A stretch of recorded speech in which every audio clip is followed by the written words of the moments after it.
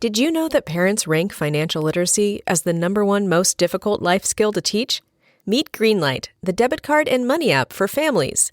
With Greenlight, you can send money to kids quickly, set up chores, automate allowance, and keep an eye on your kids' spending with real-time notifications.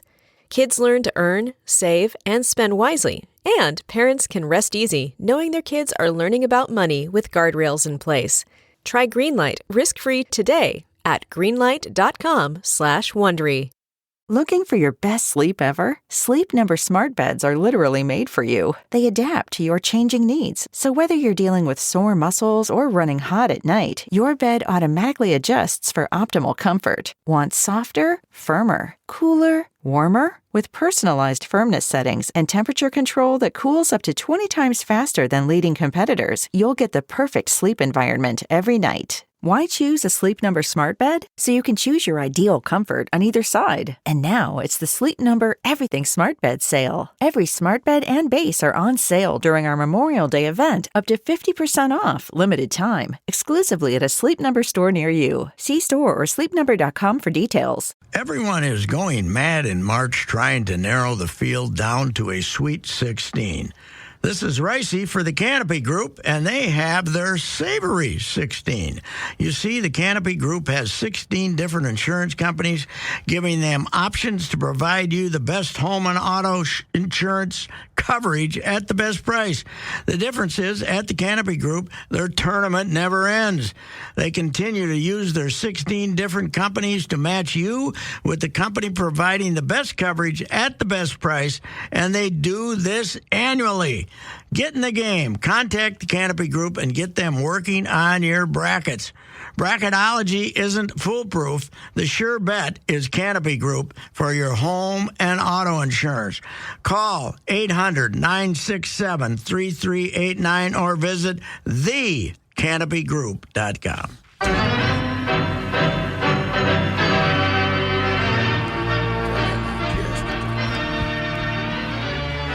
So you watched some basketball over the weekend. I did, and Pat, it's an old complaint. I've told you about it before, and there's really no way to help me. I can't stand the fouling stuff. It's just nonsense. That's when you foul to try to win the game. But here's no, that's not it. What is a foul? Can you touch a guy? It depends. I don't like it. It depends upon the three guys that have decided how the game's going to be played today. Mm-hmm. Sometimes you can get them in a headlock and do this, and it's not a foul. Other times, you can just push them a little bit. Just touch. And I'm sorry, I can't take it. To the most part, the NCAA has tried to let them be more physical, but once in a while you get some egomaniacs who won't. But here's what has driven me over the edge, and I was just doing an off-the-air tirade about that. The running over to the score table to find out if there are 12.4 seconds left or 12.6 seconds left or who the ball went out of bounds off of. The ball cannot go out of bounds the last minute without us having to run to the replay. Got to review that, Pat. We got to review it all. And I have the easy solution for the fractions of a second problem. Get rid of it. Back when you were a hooper. We didn't have that. We didn't have that. I was never a hooper. Back when I was a JV semi-player for the Fulda Raiders, we did not have tenths of a second. You just had seconds. No, scoreboard had seconds. That's Wouldn't life be a lot easier if you didn't have to? Well, we know there's something. It's up, it's up to you, buddy. Got to this point yesterday. One of the, I don't know which game, but one of the announcers said, they just added 0.2 of a second. That'll make a difference. Yes, right. That'll make a difference. Yes, it will make a difference. I don't want it to make a difference. No. Use your intuition. And if you got a second left, buddy, you better get it in the air in a hurry. That's all I'm saying. But the second, and then the constant. The fact that they can take 10 minutes to play 30 seconds drives me crazy. It's always driven me crazy.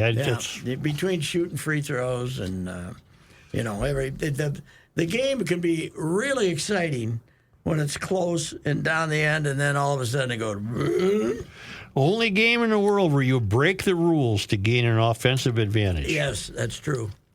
That is true. That's you violate a rule. Oh yeah, there was total panic with some team yesterday because they had not committed enough fouls. Yeah. They'd only been called for 4 fouls, and they had to get fouls to give. They had to give 7 to get to 7 to make the guy shoot free throws. Yeah. So it's the free throw is just too. You're right. The free throw is too important in that game. Mm-hmm. There's no other game where you can add to your score by just standing there and shooting free throws. Oakland was fun on game 1, huh? Yeah, I didn't see a lot of it, but yeah. Did you watch any of this crazy, goofy three-point shooter? He played at a Division II college or something, and he transferred. Hillsdale, yeah, which is right next door there. And he goes to Oakland, and they just say, shoot. I'd draft him just to have him in the building. Oh, God, yes. I would draft him. You can save him for your, this team here, the 13th guy never plays. Mm-hmm. But let's say we're a home game and we've stunk it out, right? Yeah. And we're getting beat by 15. Put him in. Put him in the last 2 minutes and say, fire away, buddy. Yeah.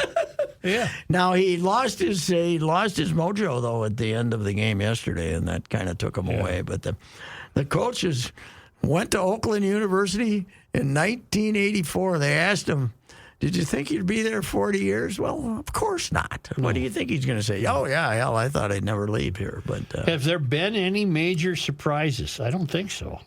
Well, yeah, Oakland. Well, but they're done. No, yeah. Oh, you mean are they still alive? Well, North Carolina State is still on the ride from they had to win 5 games in 5 days to win the ACC tournament. They were 10th place this year, and now they've won 2 more games. And they were kind of fun because they got the big fat guy in the middle who knocks everybody out of the way. And he's good though. Yeah, he makes big baskets. He can make a nice pass big basket. Did you see the young lady from Iowa State? Caitlin? No. Oh, she's at Iowa. Caitlin. No, I did not. The girl that got 40. No. She's a left guard. Mm-hmm. And in the end, she just gets down there and knocks people out. But when she gets back at the defensive end, she's got to kind of suck wind for about 7-8 seconds. And if defensively, she hopes somebody runs into her. Is she a big girl? She's a wide girl. Yeah, she's a wide girl. She's probably 6. What do you think? What do you think she is, Roscoe? Have you seen her? I have. I know. I saw yesterday 6 for the foot, first maybe? time. Why don't I look it up for you and see what they list? Yeah, Did you see what they say? Well, see, they never put weights on girls. Did you see where Clark's father was yelling at her to shut up? Yeah, stop bitching at the refs. All she does. Well, that's not all she does, but she does her share. There's no doubt about it. He said, shut up. But she hasn't. But she hasn't added that to her game because of an ego thing. She did that when she was a sophomore. Yeah. She's complaining about the Who's the LSU babe that's fairly famous? Kim Mulkey. Oh, no, Angel. Yeah, Reese? she's a mean-spirited gal on the court. God. Well, she's the one that was taunting Caitlin in the final last year. Mm-hmm. And Caitlin handled it very well because she could have come in and whined and came in and said, they beat us, and she's celebrating. She took it well. But she hasn't, she's been better in the tournament, the first 2 rounds. But I'll give you a stat on the women's basketball tournament. People are trying to say, because of Caitlin and other stars, there's more interest in the women's basketball. The women's better seed in the first round, in other words, so if you're 8, 9, 7, 10, 31-1. Mm-hmm. There was one upset of the seeds, and that's pretty much in the history of the 64 team bracket, which goes back to 94. Mm-hmm. The 1, 2, and 3 seeds in the first round. In other words, 1's playing 16, 2's playing 15, 3's playing 14, and it doesn't happen much in the men's, but in the women's bracket, 1 win. One loss for the first, second, and third seeds in the first round. One loss in 6.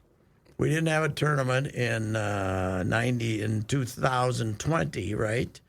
So 19, 25, about 28 or 9 years, there's been one first or second. Harvard beat Stanford a 16 beat a 1 in 1998. What would the point be? That there's too much imbalance? My point would be there's very few surprises in the women's basketball tournament, which makes the most fun week of the men's tournament is really the first weekend. Right? Because you get to see the upsets, and then the second round things usually settle down and the favorites win, but not always. You get Florida Atlantic or somebody like that, but you don't get that in the women's. What's your view of Marquette?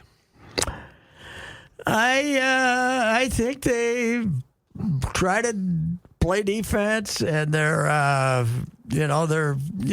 fought mightily to beat St. Thomas. So this isn't one of the super talented teams of all time, but they figure out a way, man. They end up being a 2 seed. I saw them in December. I said, "There's no way they're going to be this good." But the left-handed guard, Rolick, he's unbelievable.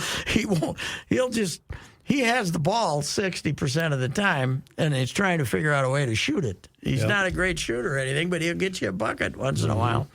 What my impression of the whole game, though, is the NBA game becomes more and more three-oriented. The NCAA game has really become drive to the basket oriented, don't you think? Yeah, a lot of that's what they spend most of their time doing. Marquette has North Carolina State, I think. Yeah, they should beat them. Yeah. Then you're in the Final 8. Then who knows? Last year you ended up with San Diego, Florida Atlantic, and who was the third one? UConn was the favorite. UConn should win it. UConn looks great. They might win back-to-back here. You're going to make me look that up again. By the way, Audie Crooks is her name. She's 6'3". You are right. I could not find a weight. She's not 6'3". Well, they don't give weights for women's basketball players, so just for that reason. But Audie is, maybe she is 6'3". Miami, your guy Jim Larinaga was the other Final Four team that's right. last year. Yeah, and then they turned around and stunk.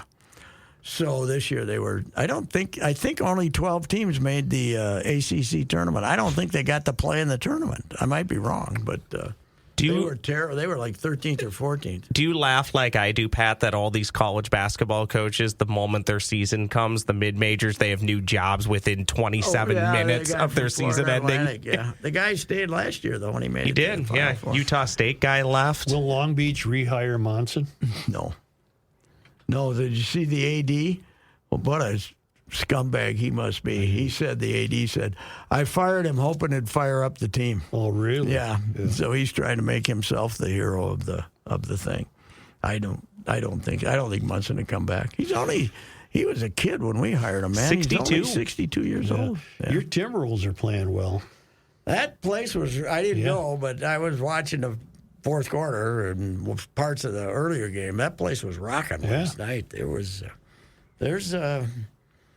winter teams are drawing a lot of people, and the enthusiasm for this team that started way back when the season started has been pretty amazing to me, because now they were kind of paper in the house with some cheaper tickets early in the season, but now it's costing a lot of money to get in there, and the place is full. Wild have 11 games left. I don't know what to think. Well, you got Vegas coming Saturday. That's your last hope to catch them. They're not playing great. But St. Louis, the other problem is St. Louis has now passed you up, and the last 8 games they've won 7 or something like that. They're not there. They're just not there. Have we worn out? I asked Judd this question today. Have we worn out the flower? For an old man, they played him a lot, man. Yeah, could be. And the other day he gave up a 40-footer the other night. That ain't good. Well, it's almost baseball season. Yeah, it is. They open this week. They open in Kansas City, and their bullpen now has lost Duran and Thielbar and another right-hander, and now Topa, the guy they got in the Polanco trade. He's on the DL, so they've got themselves in a situation where their starters aren't going to pitch nearly as many innings as they did last year, and their bullpen has been destroyed. Now, Duran, I was talking to Phil Miller, our ball writer, just BSing with him Saturday, and he asked somebody, one of their pitching guys, where does that velocity come from? And he said, Duran's hits the ground with that lead foot so hard that it allows him, that's what allows him to throw this 102 miles an hour or whatever it is, 103, 104 once last year. But it also might help you pull what did he pull, a quad or what was it? What did he pull? I can't remember. But some muscle over here that he pulled that thing. So, that's what makes you very nervous about Ribs. this team. Yeah, basically, something like that. So they had a better word for it, but I can't remember what it is. But yeah, they have had that unlucky spring. And then Wallner, I'm a little worried about Wallner too. He had a bad spring, but they sent Larnach to the minor leagues last week. And back in the day, or spring training, 70s, 80s, we would have said, who's going to make the club, Larnach or Wallner? We could have gotten 8 stories out of that. And this is what happened. We would have a Larnach-Wallner watch. Mm-hmm. They sent Larnach out because they thought it would relax Wallner, even though, we don't want him relaxed. No. We want him tense. We want Larnach to have a chance to make the team. Let's have some competition. This ain't there. The baseball of your youth. Oh, God, no. Spring training. It's not even the spring training. Not even the spring youth. training. No, because there's no competition. Yeah. They know who they're going to be on their team. And even at this time of spring training, here's another thing that's been bad about is if you go to spring training games and say, who the hell is this guy thing that's, any time in spring training, but early always, but late also, now the 6th inning. The bad part is you get your invites to spring training, right? You get your 40-man roster, and then you get 20 invites. Okay. We get the invites. But we get to the 7th inning, and they got 3 or 4 guys from the minor league camp who's not on any roster except for today. So they got guys coming from over there. So they got 100 guys that are going to play in spring training before it's over, and there's no competition anymore. I think I made my last appearance this year. Really? I was down there. I just didn't find Weren't feeling it? I didn't find it compelling in any way. I didn't. It's just you're not. You didn't even write that much, basically. I wrote 3. I wrote maybe 6 columns down there. Yeah. So. I don't know. You know what is compelling, Pat? What? The Valley Auto Group. That, but you didn't say pause. You got to say pause. Pause. Now you can do it. Valley Auto Group. The Valley Auto Group. How great would have it been to have one of those SUVs today when that mushy snow You know was what out snow there? would have been? A non-factor. You would have just rolled right through it, especially with one of those Envisions. And I looked them up. Now, these Envisions, if you got the kid hockey players, you can put a whole team in the back of this thing, and you can put all the equipment in the back.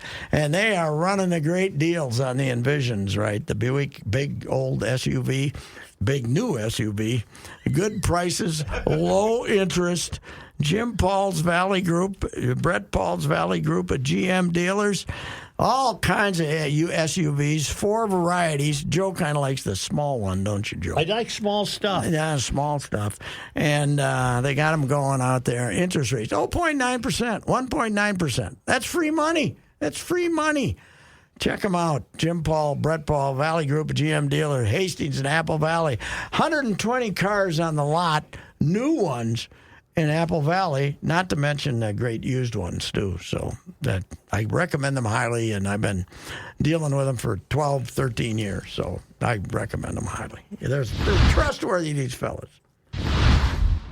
You know, the investment game can be awfully tricky, especially in these volatile times, and that's why you need the best, and also somebody that you can trust, and that's why I rely on Josh Arnold. We know him as Mr. Money Talk around these parts, and he's here for you. So give him a call today for that free 48-minute, no-obligation consultation by dialing 952-925-5608. 952-925-5608. Josh has been at this a long time with a track record of success, and he's here to help you. So give him a call today. No obligation. That's right. No obligation. It's absolutely free. 952-925-5608. And tell him you heard about him here on the Garage Logic podcast. Investment services offered by Josh Arnold Investment Consultant LLC, a security investment advisor. Past performance is no guarantee of future results. All investments involve risk. All comments and opinions are Josh Arnold's and do not constitute investment advice. Chris Reavers is a paid endorser. I got a golf question. I'm ready. Did you watch any of the Valspar? Quite a bit, to be honest. When the basketball bored me completely, I switched over and watched quite a bit. It was either the 16th. I was rooting against the guy who's been out there 12 years. And Malnati. I didn't like the hat. He's got the bucket hat. He got the bucket hat. And he's like looking. He's a guy who you go to the course who wants to look like a golfer. Yeah. And then he ends up winning. Because I thought his wife was interesting because she was wearing cut-off jeans. Really? Well, and he's got the two little kids, but usually they doll themselves up. Right. Well, they probably don't have any money. He's never won. He keeps getting in these tournaments because so many guys don't.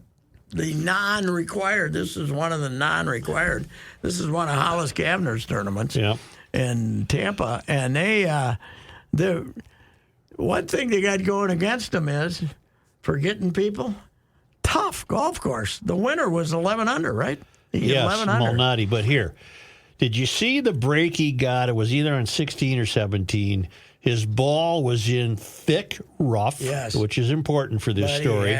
But there was a sprinkler head that he claimed would have affected his stance. Yes. Okay, so he brings in a rule guy. Yeah. He says, I want to be fair about this. And then he takes his driver. He gets a drop because of the sprinkler head. Yes. But I thought when you took a drop to relieve yourself of whatever was impeding you, you had to leave the ball in the same condition of turf. Mm-hmm. But this, you can just... He took a driver and went out to the first cut. Yes. So he wasn't hitting it off the rough. I agree. That's BS. What was that? You can do it. Apparently, I saw that at the Players, too. I disagree. I do, too. You got to be in the rough. I play with a moron who insists that I have to leave it in the same condition.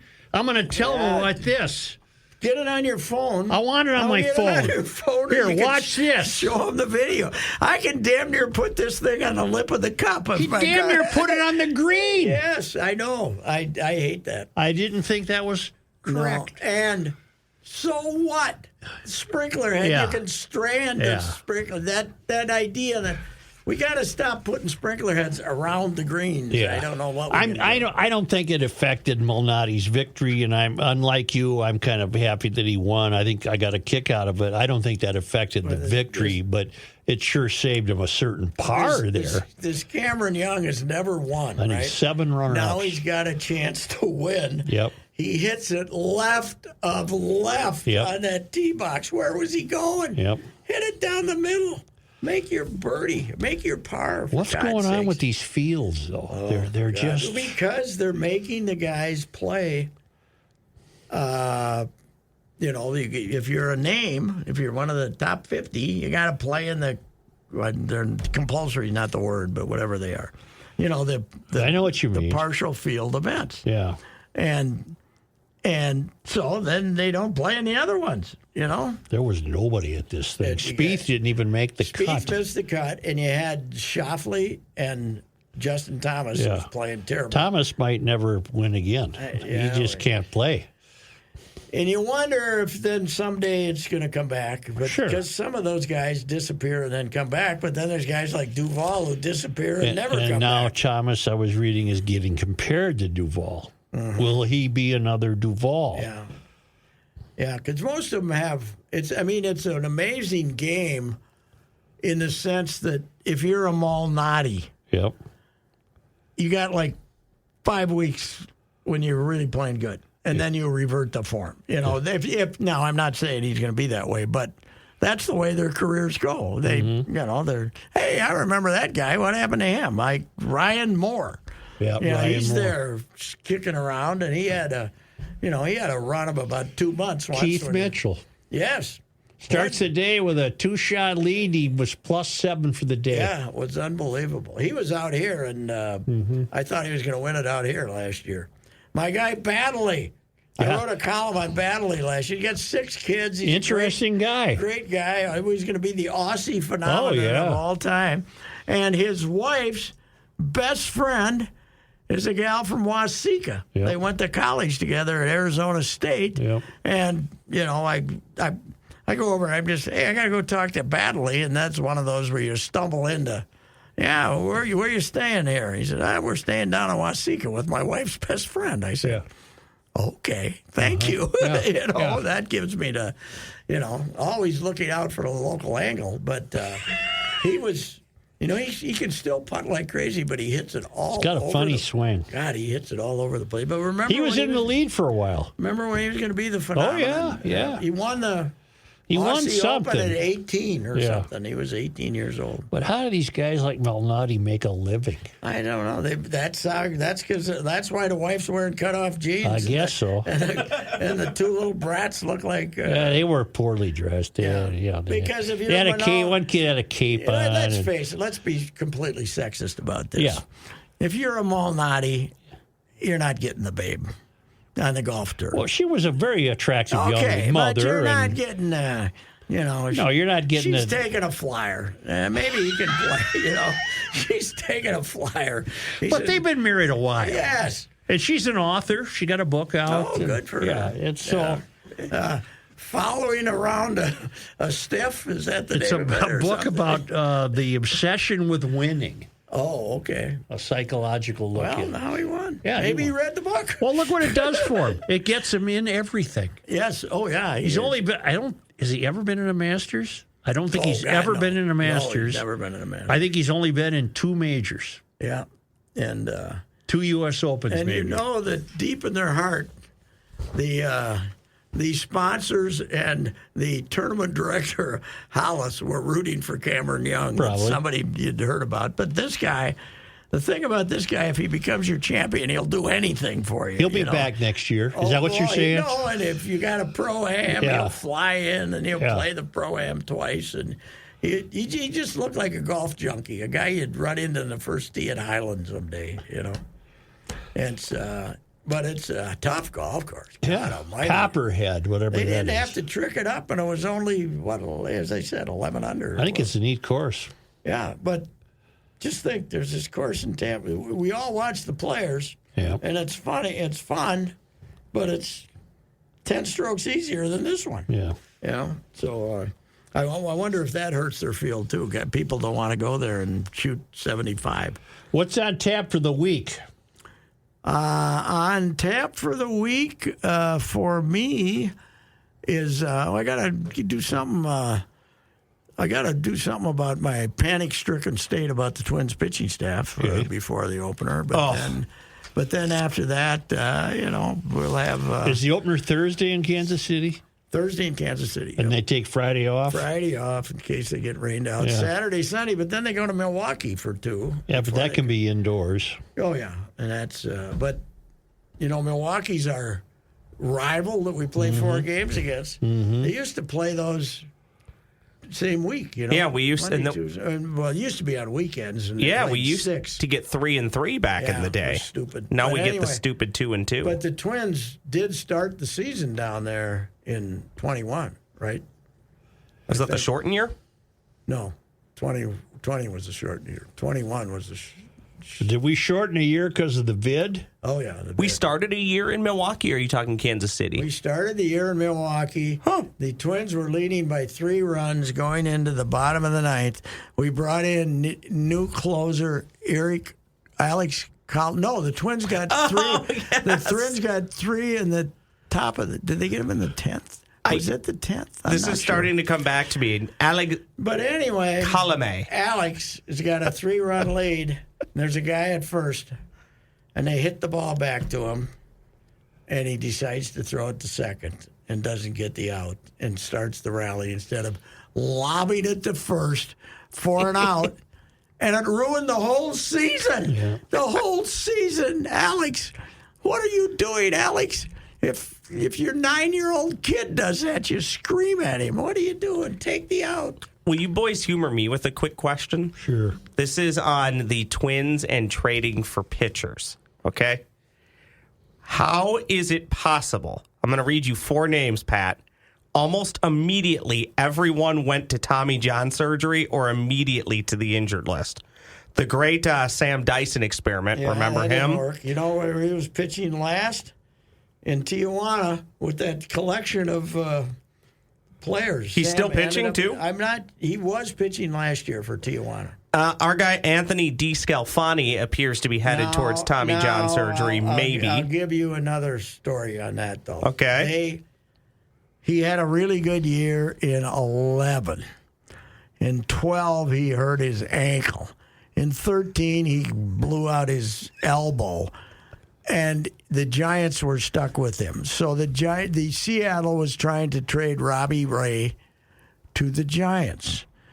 And Giants were taking on a huge amount of money. And the Giants said, you got to take this guy because he was making 12. Sure.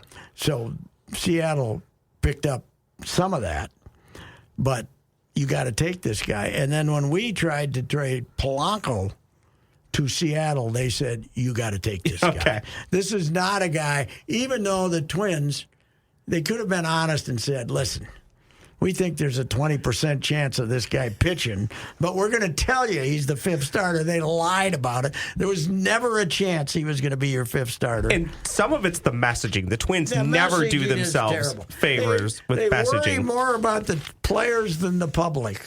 And then they could have told us that the guy was injured. And then both Chris Paddock and Tyler Mahle show up, give you 2 or 3 starts, and their arms fall off. Tyler Mahle, they gave up 2 really good players for, too. And my main problem... That was a shoulder. That wasn't an elbow. On Paddock, Mahle, and Dyson, they knew these guys were injured. They were all coming off of... Mahle had literally just come off the injured list. What medicals are they looking at? If you sign guys and stuff happens, whatever, that's no big deal.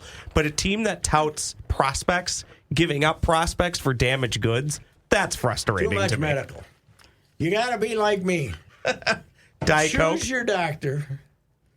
You know, as you say, if you're a fat guy, get a fat doctor. Get a big doctor. Guys, they got lower standards.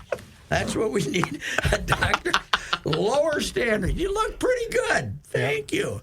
If I can just remember to pull my zipper up when I leave the house, everything will be fine. You're really fearing that as a problem now. I think it's bad to go out in public. Yeah. Is it possible, Pat? I have 4 pairs of blue jeans that I rotate through, okay? Yeah. One of them I can zip up. It will always fall down. So that's not on me. That's on the pants. When I pull the zipper up, it stays up. You're just happy to get your pants on. Yes, that's my problem. Right. That's my problem. I'm so delighted when I got you forget my pants the second on, part. I forget the. Yeah, it's a real problem at the young, vibrant age of 78. So, God Almighty. It's that's the sure sign. That's enough for today. Yesterday, I looked down and said, "Okay, that's it. I gotta retire. I can't be going out in public with my zipper open." Well, you got to check it, Pat. Yeah, I know. I think maybe this will help me for a couple of weeks. Yeah, I'm not paid enough to listen to this, so we're just going to end the recording here. All right, see you.